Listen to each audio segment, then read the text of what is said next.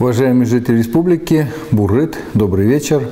Сегодня и завтра вместе с коллегами из правительства Республики Коми, депутатами Государственного совета Республики Коми работаем в Усинском районе.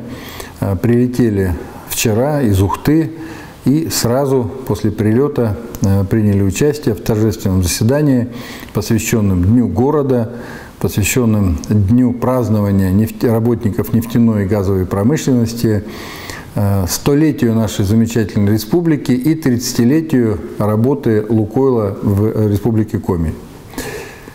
Дорогие усинцы, знаю, что вы очень любите свой город. Очень признателен вам за теплоту ваших сердец, за тот патриотизм, за ту любовь, которую вы проявляете к городу и к своей малой родине, и к работе, к труду, которым вы приумножаете успехи вашего замечательного города.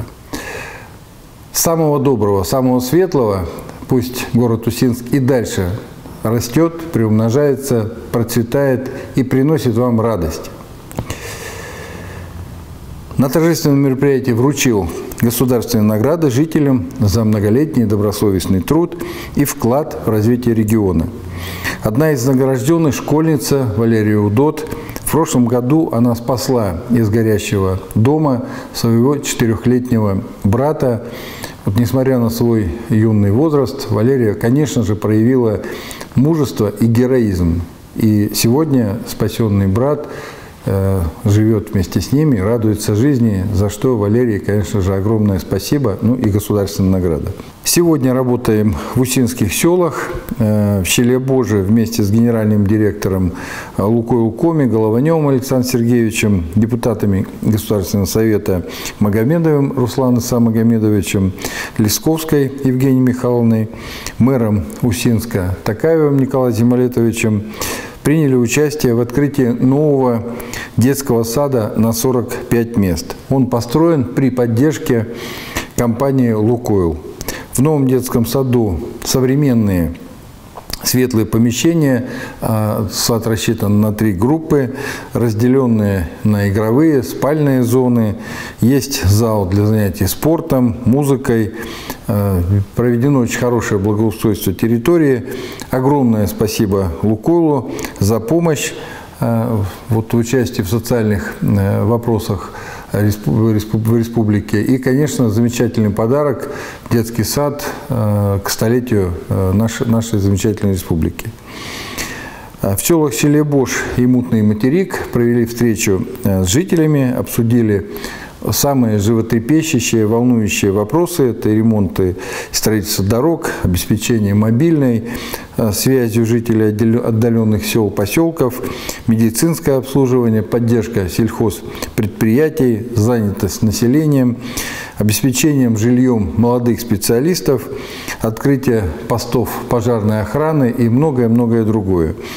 Дал ряд поручений правительству региона по решению озвученных жителями проблем и проработке предложений. По эпидобстановке. В Республике Коми за сутки выявлено 220 случаев заболевания коронавирусом. Понемножку снижаемся. Вчера было 225. Выздоровело 328 человек. Наибольшее число заболевших также Сыктывкар и Ухта. 84 и 42 случая соответственно. Ну и вот 2 муниципалитета у нас, Усть-Вым и Сыктывдин, по 13 заболевших соответственно. Развернуто 2412 коек. Мы сократили 251 койку. Где эти койки сокращенные? В КРКБ 100 коек, инфекционная больница республиканская 60, госпиталь для ветеранов войн 40, также Инкинская больница 20, Усть-Вымская ЦРБ 15, Княж-Погосская 10 и Прилузская 6 коек. И занято у нас сегодня 1523 койки. По вакцинации. Несколько дней мы по вакцинации с вами не обсуждали. Первый компонент вакцины получили 254 167 человек. Полностью завершили вакцинацию 228 417 человек.